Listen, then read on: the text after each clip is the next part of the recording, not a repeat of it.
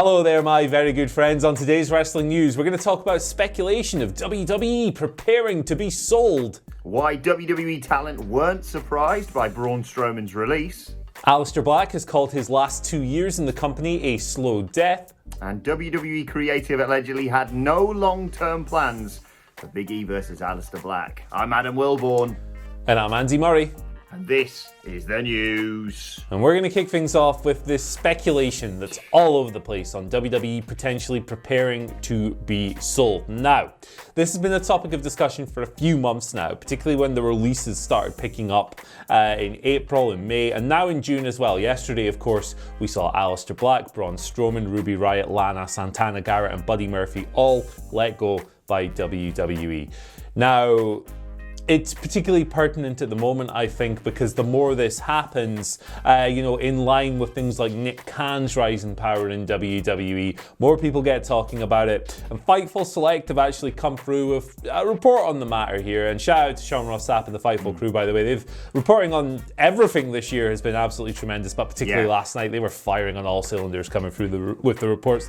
So shout out to Sean and his team. But yes, this little report here, talking about how even WWE talent are kind of speculating that the promotion might be getting ready to be sold. Now, none of this has come from company officials or higher-ups. It's presumably just the talent Fightful have spoken to spitballing on the topic. But you saw all kinds of pundits referencing this last night.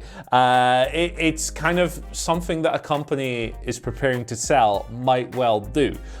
Shed some big names from the payroll, cut costs. Budget cuts is what we're always told these releases are all about. And maximize profits so that you look more attractive to potential buyers. Now, I've talked about this a little bit myself on Twitter. I definitely think that it's a possibility. And if you look at the way certain things have been going behind the scenes, you can arrive to this conclusion pretty logically. But at the same time, it could also just be indicative of this new leadership regime with Nick Khan and co in charge. It may well just be them saying, okay, this is how things were done before. We're not talent hoarding anymore. We're going to maximize profits, shed these people that we don't necessarily need on the payroll anymore, and go down a different route, a different approach, rather than strangling competition and hoarding 300 plus wrestlers so that the competition can't have hold of them. We're going to focus on our money and our bottom line, and we're going to maximize profits and everything else. So, I wouldn't dismiss either side of the argument outright. I think it's an interesting topic to touch upon for sure, and we should note that there's no concrete stuff going around about WWE, trying to sell the company or whatever, and that Nick Khan has previously said, why would Vince sell the company? What the hell would he do? How would he fill his time and everything else? But it is something that we now know, thanks to this Fightful report, that has been speculated in the WWE locker room as well. So it's an interesting one, and something I'm keen to follow over the coming weeks and months. Yeah, stunning news breaking yesterday. Again, shout out to No Crap, Just Sap, Sean Ross Sapp, and all the guys over at Fightful. And he was the one I first saw introduce that idea of a WWE sale, particularly off the back of these releases. But yeah, it's been a hell of a lot of speculation last night. I came out of my interview with Nick Aldis, which is going to be going up in the next few days, about 5:15, and I posted the community GIF because the world was again on fire on wrestling Twitter, unsurprisingly. I'm fascinated by this. We're going to be going into it in more detail with myself and the Dadley Boys later on today. We're going to do a whole podcast about the latest round of WWE releases and what this means, and what this means for potentially them going to AEW or where all these guys could end up, and about this WWE sale. The only person I've seen really sort of rebutting it all, Andy, is, if you're thirsty for facts, he's the guy you go to, Brandon Thurston, who said, exactly as you alluded to there, Andy, that it's, the first year of Nick Khan being involved. It's clearly the start of a new project, and Brandon suggests that he doubts these suggestions that this is all part of a sale. But it's a mad to even be speculating on something like that. But the more and more these sort of things happen, the more believable I suppose that gets. Yeah, absolutely. And Brandon is another tremendous guy doing tremendous work as well. He uploaded a 45-minute podcast on the matter on WrestleNomics Patreon. So definitely worth subscribing for that alone. I think it's an interesting conversation more than anything else. And one I'm going to be locked into for the next while. Well, you know what you need to do, Andy. WhatCulture Wrestling, wherever you get your podcast from, that's going to be out later on today. But let's talk more of the fallout from these releases. And Braun Strowman, because Fightful Select, who are working their socks off at the moment, have come through with a report suggesting that WWE personnel weren't actually that shocked to see Braun Strowman go because of his monster contract, according to them. Fightful sources suggesting it was worth over $1 million per year. He was getting paid that much, obviously because they presumably perceived him as a major talent. And fair play to him, he knows his worth. When they were negotiating, it went to the wire in 2019. He got himself this contract, which was scheduled to run through, I think, till 2023. He's been a part of the WWE system since 2013. You said this immediately as after the news broke, Andy, but he's arguably one of the most shocking names. Obviously, Tommy and Aleister Black we'll talk a little bit more about in a second. But he is a WWE guy from the ground up, to steal a phrase. Yeah, for sure. So it's interesting, because I think lots of people would have looked at this list of names, and while Aleister Black might be a better wrestler, and Buddy Murphy might be a better wrestler, and Ruby Riott, Braun Strowman is a WWE guy. He is so WWE, isn't he? Like, they built him from the ground up pretty much in developmental. He skipped NXT.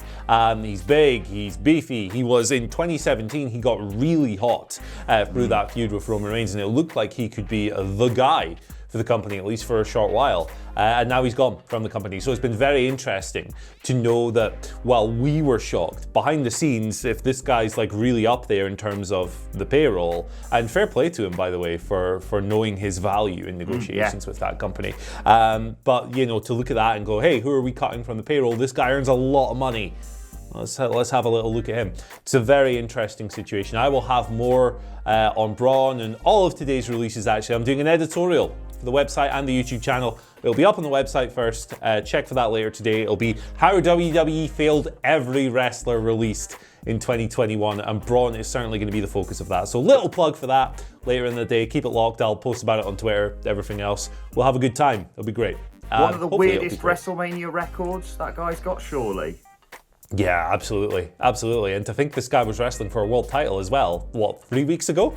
And Wild. To think that Nicholas, who he won the tag titles with, is editing today's news. Bonkers. Absolutely insane, but credit to Nicholas for finding more work in this difficult time. Let's move over to Aleister Black, who was, of course, one of the names cut from WWE yesterday. He hit Twitch on his wife Tia Trinidad's Twitch channel to issue like a 55-minute video about his release. He did a big Q&A session. He hopped on there. It felt like an hour passed, and Aleister Black was like, hey, I'm going on Twitch. Let's talk. Yeah. Let's have a conversation. But he said a bunch of different stuff. And for the most part, he was very complimentary of WWE and his time in the company. He said, I'm not sad. I'm not depressed. I'm okay. I'm sure there's going to be dark days coming up, but there's going to be bad days, So he seems to be all right in the immediate aftermath of his WWE release. He did say, however, that his last 2 years in the company were a slow death. I'll just read to you what Tommy Ent, the former Aleister Black, had to say. I think that it was very hard to get the creative approved despite the numerous conversations I've had with Vince and everybody trying really hard. It did numbers on my self-esteem too, because at one point you're like, the ratings are good, the numbers are good, the merch is good. Why are we not, I guess, doing something? It's like one of those things where they like the word intrigue was always there. Oh, we find you very intriguing. I'm like, oh, good, let's present something there. Let's do something. I have thrown so many things at the wall because I keep creating. I keep creating characters and gimmicks and storylines over and over and over and over. He did speak highly of his relationship with Vince McMahon. He said he felt Vince always liked him and praised him for being creative and stuff. But it's not a huge surprise to learn that maybe some frustrations were creeping in there in his last 2 years. His main roster run was largely directionless.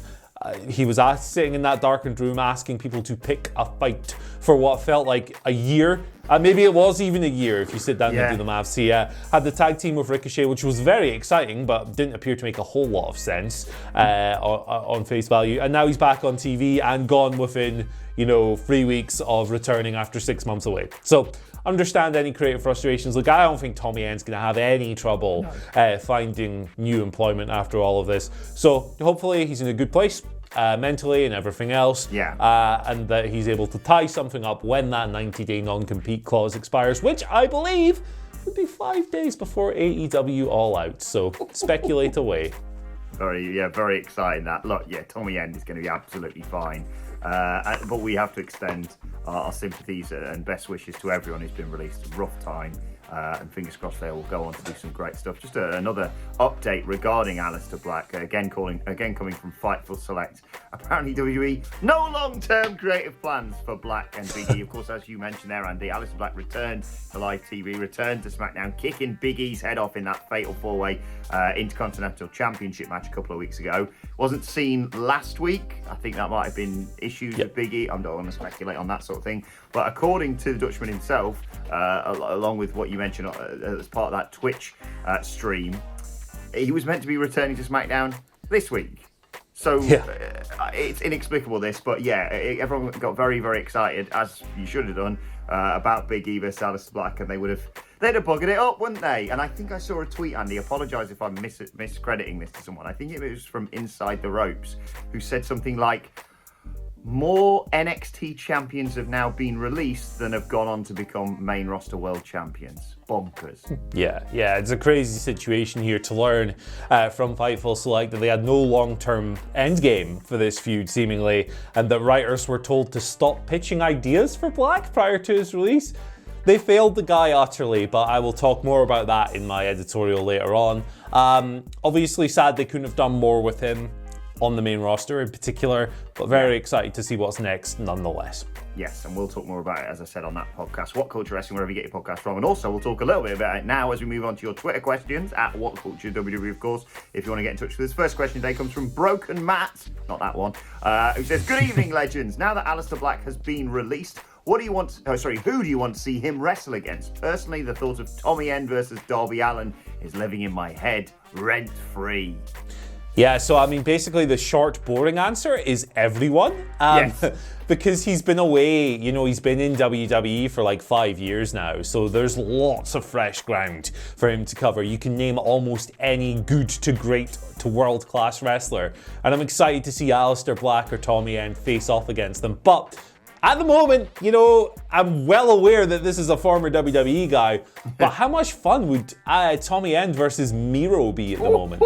Miro's killing it in AEW right now. He's on a tear. They've built him up now. He feels like this unstoppable, just angry brute of a man, and I think him versus Big Tommy would be a lot of fun. I want to see Tommy versus Will Ospreay. He shared a photo of him and Tommy End after this news broke yesterday, and it got me very excited. But long story short, literally everyone, because he's mint, and I don't know what they've been doing with him on the main roster for the last 2 years. But let us know your dream Tommy End matches in the comment section below. And everyone else who's been released, who you'd like to see them face next. I know there's some great potential matches out there for Buddy Murphy. Oh, my days. Oh, mate. Anyway, let's move on to the second question today from Mike on the mic, who says, with the latest releases, do you feel it's time with the current roster they have on Raw and SmackDown to merge both rosters into one, merge championships, etc.? I don't actually. I can see the logic of this because they've cut names and everything, and the SmackDown roster in particular is looking very thin at the moment. Yes. But at the end of the day, for me, WWE still has more wrestlers than it knows what to do with. There are still over 200 wrestlers in that company. And I think the big benefit of the brand split and everything else is that it opens up opportunities for TV time for people who would otherwise be sitting on the sidelines doing nothing. And they still have dozens of people who are going to be sitting on the sidelines doing nothing even with it. So for me, the best way to progress is with the brand split. Keep it going. I'm a fan of it in general. I know there are lots of valid criticisms to throw at it, but when you're as big as WWE, I do think that it is necessary. Yeah, you're right. I think they all stick with the brand split, of course, because it's just the easiest way of them presenting different brands and selling TV stations and everything else on that, rather than it being like, here's the prime show and here's the sort of secondary show that we sort of shove, the backup storylines onto. How about you just book both shows really well? You're doing great stuff in parts on SmackDown, but Raw is dreadful. Fix it. Yeah. Otherwise, that rating you got on the third hour, get used to it, guys. Final question today comes from Jacob S, who says, who is your favourite wrestler that you watch the least of? Mine is probably Kyle O'Reilly. Cool Kyle. I rarely get time enough to watch NXT, but every time he has a match, it's an absolute banger. It is great when you see Kyle every week on NXT, Jacob. But who's yours, Andy? Yeah, it's probably Miko Satomura, yeah. sorry, because like I think she's one of the best in the world, genuinely. I think she's great, and I've loved everything I've ever seen of her, from her WWE work to her work in Sendai Girls and elsewhere in Japan as well. But the thing with her, for me, is that when you're in wrestling media and you've got to watch so much wrestling all the time, it's very, very difficult to find the time to go out of your way and watch everything else that's good. So when she wasn't in WWE, it was so hard. How am I going to fit in Sendai Girls on top of all the stuff I watch for work, as well as DDT and everything else? It's very, very, very difficult. And now she's in NXT UK, and look, NXT UK is a pretty competent show, but personally, it's not for me, given some of the stuff that, some of the allegations that have been thrown at various members of that roster, and, some other stuff with that brand as well. So yeah, Satomura for me, I think she's one of the greatest of all time, genuinely. But it's so hard to find space. Yeah, you're exactly right. She's a hell of a shout. When we were talking about this before we started recording, you said Walter as well, who's another great example. Aside from that Ilya Dragunov match, I think probably Worlds Collide was the last time I saw Walter wrestle off the top of my head. It's few and far between. It's very enjoyable, but you could probably throw Ben Carter in, or whatever they're calling him now, on a Nathan Frazier. Yeah. Okay. All right. Ospreay. I think do you know what? The first name that popped into my head when I thought of this, well, the first name that popped into my head was Titus O'Neil, but dismissing that one slightly. Do you know what it is, Andy? Mustafa Ali. How about you book him well and put him on the main card, rather than be like, he's got this low-key banger on main event. I'm not watching main event. I am not watching main event. I'm far too busy and important for that sort of thing. But yeah, let us know your thoughts on that in the comment section below. Who do you love but you never really get to watch? Because there's a lot of them out there that if we had enough time, not enough hours in the bloody day. Anyway, let's move on to today's and finally. And obviously, it's a bad time right now. Awful, negativity everywhere. So I thought, Andy, we just need something to cheer us all up. So here's a picture of Randy Savage and Grimace. There you go. Do with that what you will. Have a great Thursday. Hope that put a bit of a smile on your face on a rough old Thursday. I don't even know what day it is. But let us know your thoughts on that and all today's news stories in the comment section below. Don't forget to like, share, and subscribe. And subscribe to WhatCulture Wrestling on either iTunes, Spotify, or wherever you get your podcasts from for daily wrestling podcasts. As I mentioned, that podcast on WWE releases, and I believe a Q&A with Michael Sidgwick later today. That's going to be fun. Let us know your thoughts and Twitter questions as well on Twitter at WhatCultureWWE. Watch there. Follow both of us. You can follow Andy Murray at Andy H. Murray, and the H today stands for happy birthday to the most cut man in AEW, to one half of my favourite tag team, The Blade. This guy is ridiculously ripped. He's great. I love him. Happy birthday, The Blade. Happy birthday, Mr. Blade. Follow me on Twitter at Adam Wilmore. Follow us all at WhatCultureWWE. But for now, my thanks to Andy Murray. Thank you for joining us, and we will see you soon. First name, The.